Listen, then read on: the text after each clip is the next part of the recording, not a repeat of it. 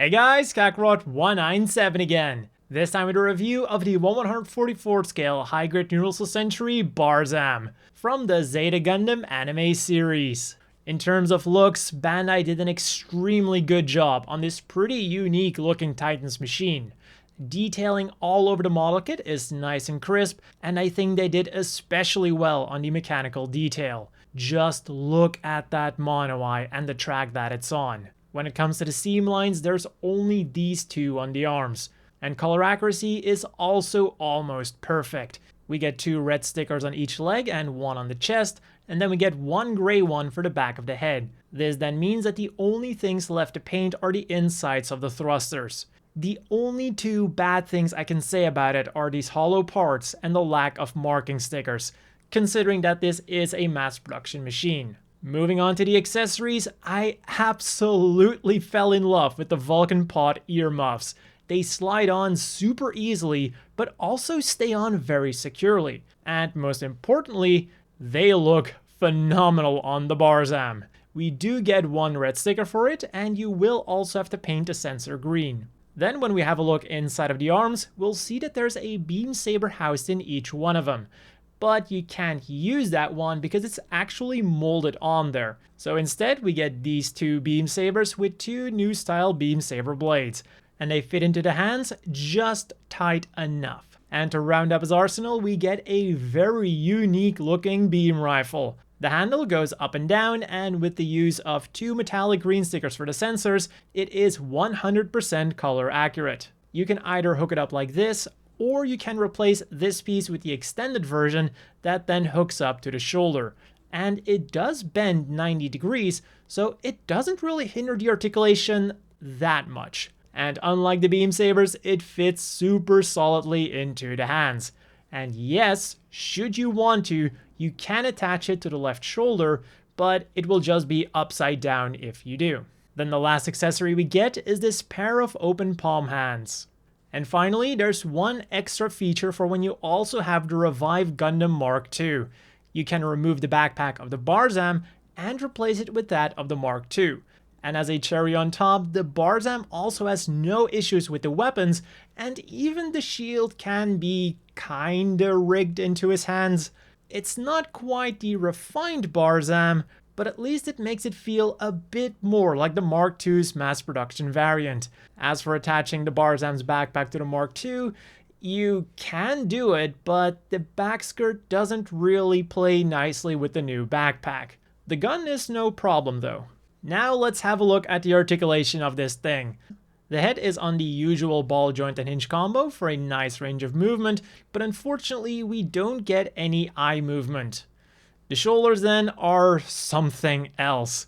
They're on the usual ball joint, but they do have a hinge to allow for some really good upwards movement, and combined with the arm movement, you can even replicate the Gundam's last shooting pose. And in case you're wondering, I tried pulling off the left arm, but I literally couldn't. That ball joint would sooner break than let go of the arm. We also get a bit of forwards movement, and if you carefully pull it out, we get even more forwards movement.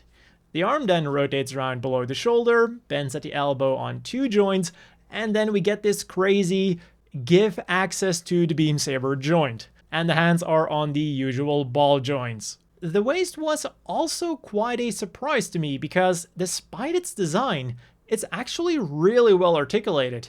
It also likes to fall apart, but that makes it easier for me to show you the ball joint and hinge combo that provides it with that excellent articulation.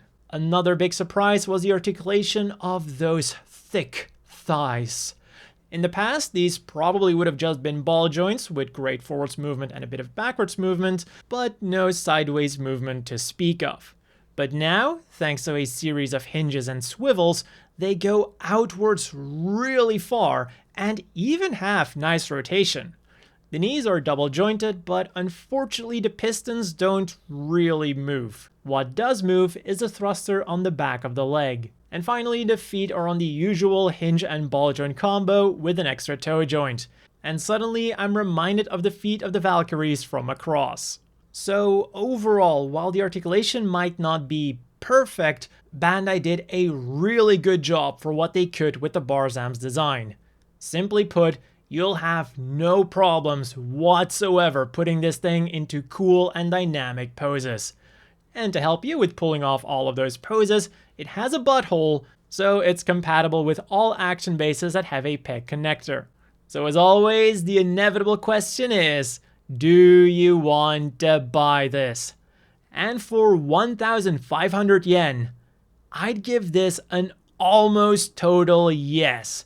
And if you're a fan of the Barzam, it's a no-brainer. I could really feel the love that Bandai put into this model kit. The level of detail is really amazing, and the custom joints give the Barzam great flexibility for what it is. And then there's the cool extra touch of swapping the backpack with the MK.II. Like I said in the beginning, my only two big complaints are the hollow parts and the lack of marking stickers. And while unfortunate, they don't take away from the fact that the Barzam is still a really good model. Especially if you're looking for something that looks different, the Barzam might just be perfect for you. Then for some size comparisons, first of all, here he's next to some other Titans mass production machines, the HGUC and the HGUC. And when you look closely at the Barzam, you can still see that Jim-esque mouth plate. Then here he is next to the older Marasai and Hyzak, and coincidentally, that goes for both the model kits and the actual machines. Just by looking at them side to side, you can really see how much better the Barzam is.